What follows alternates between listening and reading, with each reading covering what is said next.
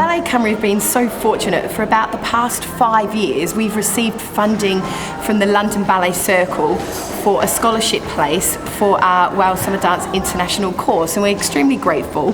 And happily, we've got London Ballet Circle here and our Stanley Hawkins Bursary recipient here, so Joel.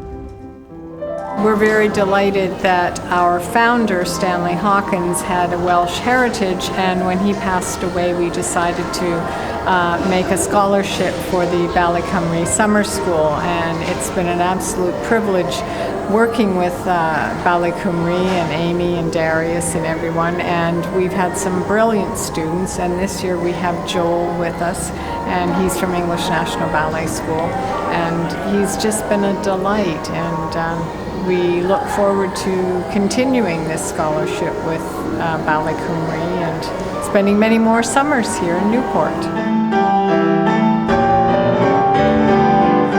I was absolutely thrilled when the director of English National Ballet School offered me the scholarship, and this whole week has just been a complete eye-opener to take class with the company on stage with all the lighting. It's been a real privilege to be here this week.